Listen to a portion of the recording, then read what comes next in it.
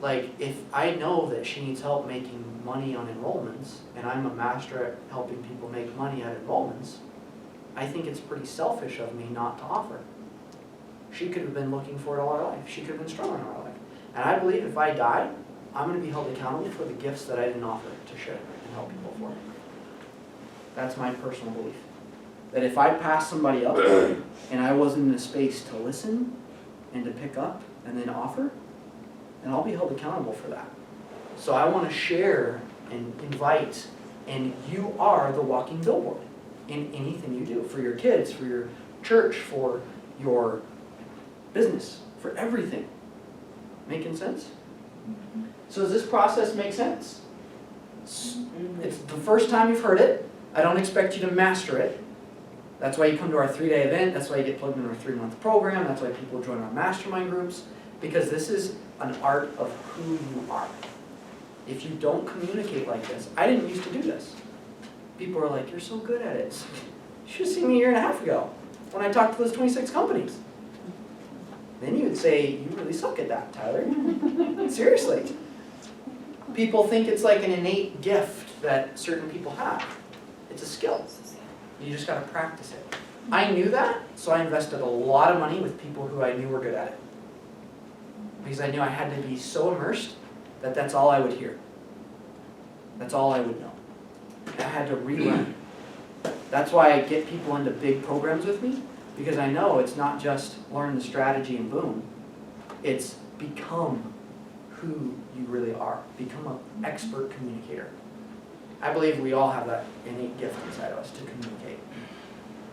We just had learned stuff. We need to unlearn and then relearn something new. It's a lot of logic, but it's still tied to the process of it. So, first thing, you introduce. Okay? You ask the question, how are you? Now, what if they ask you first? 20% of the time, no, I'd say 10% of the time someone asks me first. I master this, so 90% of the time I ask first. Because I don't want to have to waste time. Let's just get to the point. So, before though, people would ask me, and then I'd be left kind of dumbfounded. Like, I kind of do this thing, I do energy work, I do that, I do this, and then it was a turn-off. So that's when you actually create the precision statement. Okay? And what the precision statement is, it's a formula that essentially is made up of this. I help people blank so that you can do, have, or become blank. I help people blank so that you can do, have, or become blank. I help people blank so that you can do, have, or become blank. As you get more niched, the people will change. It'll be more specific. So like, I help networkers, mentors, speakers, healers, leaders package their gifts and enroll high-paying clients so that they can live their ideal lifestyle. Make sense? Simple as that. So if someone asks you what you do, you can have it and it's very succinct and very clear. And then I used to just teach like, okay, then they'll ask you, how do you do that? And this is kind of how I learned, and then you share, oh, I do it using the 7-step formula. I find this is more natural because if you engage in the conversation, they won't ever ask you. They'll get so lost in their vision that you just take them on the journey and then you lead them right there. And then they're like, by the way, what do you do? So you just naturally share it through the conversation. Well, I do just this. I actually help people form their gifts and do that. And then you involve the 7-step system, which is important. Like, did you hear that when I told her that I have a 7-step system for it? 7-step process. So you do incorporate that piece. But that's when you're sharing the invite to the strategy session. Okay? So this is a different way I've taught it. I used to teach it how I was taught it, but that's not how I actually do it. So this is more of like the down to earth, like this is how it's done. Okay? In a natural conversation. Because if you get too caught up in the logic, you'll be like, oh wait, I didn't do step 1 or 2. Oh no. Yeah. Now, I know that this is being recorded, so would we be able to have access to that section there, because that was just sweet, that was just. Maybe, yeah, we can try to put that. Flow. So Do maybe a I'll do a editing on bonus. that. Yeah, or Anyone whatever. who signs up for my strategy sessions, I'll give that to them. Oh, There you go. yeah, if you want that, Yeah. totally. So Nathan, just write that down. Okay. It's kind of fun. Cool. So yeah, you want to go through this. You want to ask them, introduce them, get involved, ask the questions. He who asks the questions leads the conversation. And if they ask you a question, doesn't mean don't answer. Don't be a non-verbal answer. But then as soon as you answer, go back to a question. So you answer and then ask a question? Right done. Yeah. Right when you're done. That's the key. Like as soon as you're done answering, go into a question. Most people stop after a story or they stop after an answer, and then there's that dead space, which becomes awkward for people, and people don't like awkwardness, and so then that's when the conversation usually ends or the topic changes. I hope you're getting this. Like, does this make sense? I hope I'm doing a good job teaching this. Because if you get this, this is going to change your entire communication patterns. It's the times when you're talking to people that there's that dead space because you don't ask another question. That's when the topic changes with your kids, with your clients, with everything, with your spouses. I know so many spouses that I coach that they stink at this. It's terrible. They'll ask a question, there won't be an answer, so they change the subject. Because they didn't know how to ask good questions. And they were afraid of the awkwardness, and they didn't share a story. If you ever feel awkward, drop into a story. That's how you do it. So if I'm asking my wife something, I say, hey, how are you, honey? And she says, I'm fine. And I say, oh, really, honey, how are you? I'm fine. Then I know she's not fine. Then I have to drop into a story. And I say, I bet you've had a hard day, huh? I see you didn't get much sleep last night, you've been up with the baby, it's been tough, I've been working, I really haven't spent much time with you. And I drop into a vulnerable story. And I'm relating, and I apologize. Sorry I haven't been there for you. What's going on? And as soon as I do that, oh, I'm sorry, this, and she'll open up. But it's beautiful, that's what women do. And so then men just have to stand in that space for a moment, let it happen. Be masculine for that moment. And then Yeah, drop into the femininity for a moment. Right there is $1 million tip. Yes. And then after they open up, then you can relate again and ask more questions. Because what a woman needs to feel is understood. If they don't feel understood, everything's destroyed in the world. It's just how it is. But as soon as you start to open up and two people can communicate, creation occurs. Creation is stopped when the flow of communication or understanding is hindered. Yes? How do you know when to drop into ask about a story? Like you said, I bet you've had a hard day and you're asking about Yeah. something. Or dropping into telling a story from your own story. How do you know which one to go with? So whether it's a core story or a relatable story? Well, you said that if you feel awkward, that drop into a story. And so then I was expecting you to tell a story from yourself, but you asked about her story. Yeah. So with her, Yeah. the reason I do it that way is because she wasn't opening up and that there wasn't enough information to relate to. So I had to just preconceive her story and share her story. Okay. That makes sense. And Makes in sense. your previous example earlier today, when the person wasn't opening up, With you Yvonne- you shared a story from your life that you thought that she might relate to. Like, So with Yvonne, I had enough information to know what story to share yeah, because she mentioned money obstacles and problems. So I knew I need to share a money yeah. problem or an energy and then tie the two together. Mhm. However, if someone just said, if they won't open up at all, like kids sometimes, like this is what I wish my parents would have known. Like when they said, how are you, son? How was your day? And I say, oh, it was fine, or it was good. I wish they would've took me through this process. Mhm. Because then, there would've been, if they would've done that, I would've left crying and finally expressing what was going on. But instead, I didn't know, and they didn't know. And so we didn't have that communication. It was blocked. So they assumed, well, he's just going through his stuff. He's a teenager. And so they didn't go there. Because they didn't know how. They didn't feel safe. No one ever told them that. No one trains it. No one teaches this in high school. No. No one teaches this. Would that be the most powerful thing that teenagers, actually starting in middle school, it would Yeah. be so empowering. I used to be a leader in Boy Scouts. They put me as the head what is it called? Scoutmaster. Scoutmaster. Yes. And I'm like, I look like I'm one of them. And we're actually walking around and they're like, where's your Scoutmaster? And I was like, I look around and I'm like, oh yeah, that's me. And so we're like going to these things and I'm like, there's Scoutmaster. But I could relate so well to them. They told me all about their pornography problems. They told me all about the addictions they were in. They told me everything about why they weren't doing their merit badges. Because I would share stories that related to them and then empower them. And then they do it and they get out of it.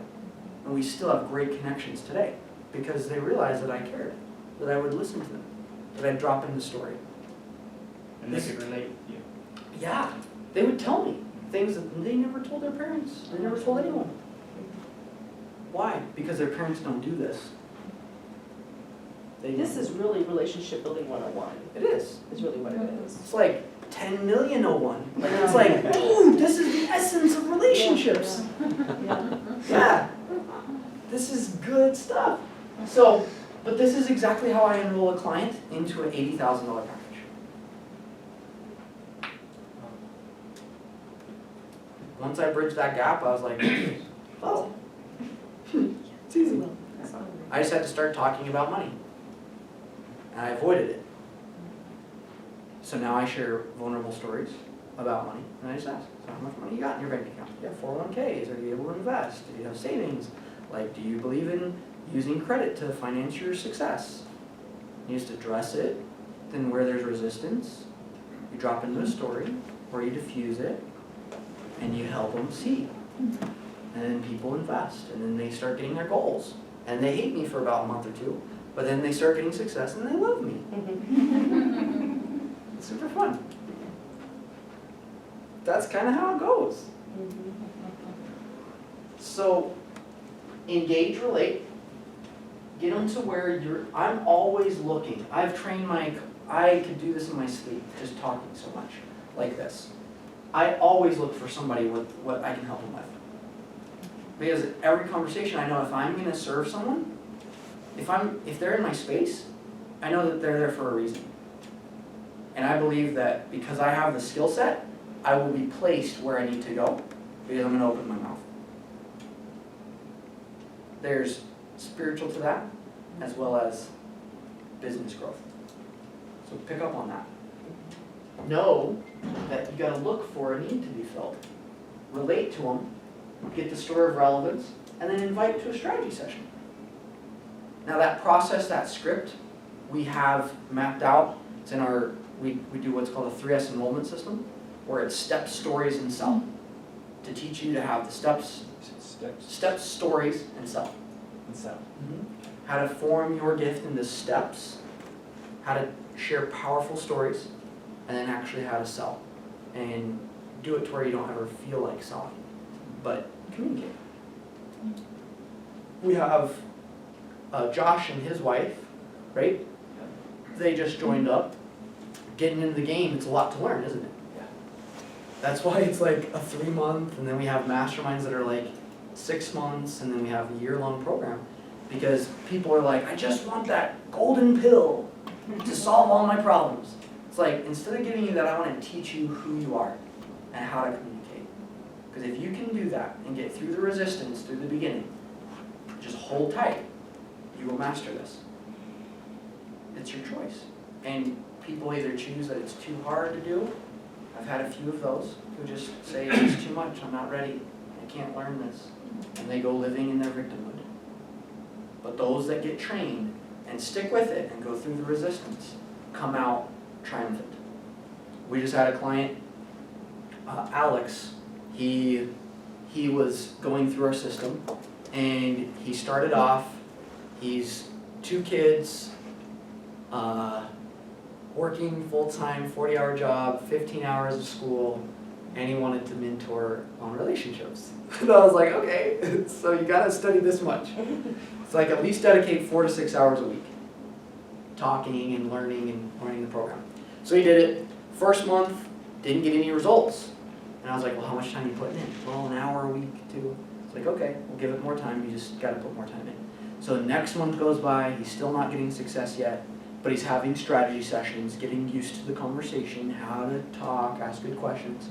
3rd month, he creates his first 4,000.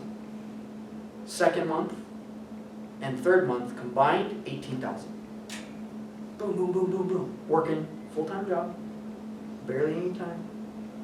I've heard them. Don't have any time. Okay. So it's doable. I also had a guy, Pedro. He was charging like $40 to $60 a session as an energy healer, and doing mentoring and just doing it a la carte, like $40, 40 to 60. Not very good success-wise and money-wise. And he joined up. It was a huge stretch for them financially. And they joined in one of my higher-end programs. And within the first month and a half, nothing. And then as soon as a month and a half hit, $12,000 1 week. Because he learned how to talk. He got it. Okay? It's a light switch. I just wait for it. And I know inside there's timing for everyone. Like everybody's got their stuff. It's just how fast can you get through your stuff and learn how to talk. Another person, she joined us. I mentioned her. She was struggling making an income, stay-at-home mom, single parent, 3 kids. Last year created $20,000 the whole year teaching people on branding, and went through our stuff, learned how. Last month created $40,000. Took her kids to Legoland for the first time, finished a vision that she'd always wanted. And I taught her that at the event. What vision do you want? I want to take my kids to Legoland. Put that in your vision and go get that within the next month and a half. Now go do what I taught. And charge 3 times more than what you're doing and package it this way, and boom, she did it. So it's powerful. It's working. People are getting results.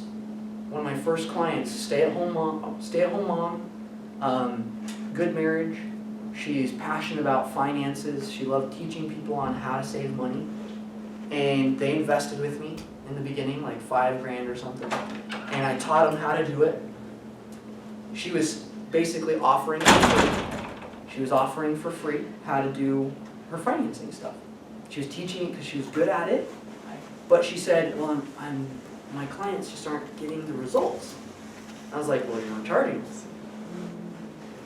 And she's like, well, but they don't have, and I was like, no. What do you want? Do you want clients who get results or do you not? I want clients who get results. Great. Do this. Charge them this. Package it this way. Talk to them this way. Now she makes anywhere from $2,000 to $5,000 a month, working 3 hours a week max. She doesn't take on any more than 3 clients because her mission is to stay at home with the kids. She doesn't want to create tons of wealth. She just likes to have a little extra income. Now they go and play and do whatever they want because they have both husband and wife making income. But she knows how. It's a skill set. So whether you're a stay-at-home mom, whether you're not, whatever, if you're a man transitioning, like I've had guys who have tried to do the networking, didn't do it, had a 67-year-old man who wanted to get out of laying carpet, and that's what he did his whole life, and he learned how to do this, learned how to have a better communication with his spouse, and he started finally talking to people for the first time ever about what he was actually doing. They never even had talked to people. I was like, well, how many enrollments have you done? 0. How many people have you talked to? 0. It's like, but you feel like you've been doing it and working at it? Yeah, I've been trying everything. That's what happens though. We get these preconceptions of like, I've done everything, but the thing that we're trying isn't the thing that's going to get us the result. Busy, not productive. So I teach him to be productive, then he starts getting results. Another guy I helped, he was struggling with figuring out how to enroll people. Nice to see you. Hopped into the last few minutes here. I'm glad to have you here. I had a wonderful, beautiful experience with my niece. So Perfect. That's what you need to have then. if I needed to be there. Awesome. So, I helped this other guy. He was $250,000 in debt. Didn't have any more money to spend. I've heard that. And so I was like, well, what'd you spend? And at the time, I charged $900. That was one of my first few. And I was like, would you spend $900 to learn how to go enroll a $2,000 client? He's like, yeah, I'll do it on credit. He went out that weekend, never having anyone actually sit down and talk to him for a strategy session, and got 6 people from an event to sit down and have strategy sessions and actually enroll them in his stuff. Never had that before. Cool, huh? Yeah. So this is a game changer. And if I can do it and I look like I'm 16 and have a family of my own and traveling all over and doing this and my background of money junk, I believe anybody can do it. Seriously. You hear that, but really I've been through a lot where I literally, growing up with all the different divorces, my thrift stop shop, that was me. And I never dressed very nicely, and I didn't have very nice things, and I didn't believe in nice things because I believed in cheap things. Because I felt cheap. Because that's the way you were raised. That was the way I was raised. My brother went the opposite way. He believed that he needed to buy the most expensive things and buy everything that is super, super expensive to feel good. 2 different mindsets. I just took a different route. The cheaper route. I prefer that. So, learning that, communicating it, and then going out and changing it. Making sense? First time I went and bought my pair of pants, like these were $80 jeans, and I went out and first time I go in, this was like last year, and I'm already at 6 figures, and I go in, and I'm with my wife, and we go through these little simulations we put ourselves through. Okay, let's go spend money on ourselves. And so we're like, okay, and we go into the mall, and I go into this place, and I'm checking it out, and I try on some jeans, and I look at the price, it's like $80, I'm like, let's put it back on the thing, you know, I'm used to $20 jeans and stuff. I'm like, let's go buy you stuff, honey. And so I go, and we go buy her a bunch of stuff, and I'm like, yay, you know. She's like, well, what about those jeans? It's like, I don't really want them. And she's like, well, how much were they? It's like, I don't know, like $80 or something. She's like, so did you like them? I was like, yeah. And I was like, why didn't you buy them? And I was like, I don't really need them, hon. And she's like, but you liked them. And I was like, yeah, they're all right. And she's like, go in there and buy those jeans. And I go in there and I have like all this anxiety. I mean, I've done $35,000 transactions, and here I am with an $80 pair of jeans, wondering like, what am I doing in my life? Like, and I finally like just do it, and then I was like, that was a good lesson. Why can't I invest $80 in a pair of jeans, but I can invest 35 in a business, 35 grand in a business? Like, we all have our learning experiences, and it's mastering it one by one.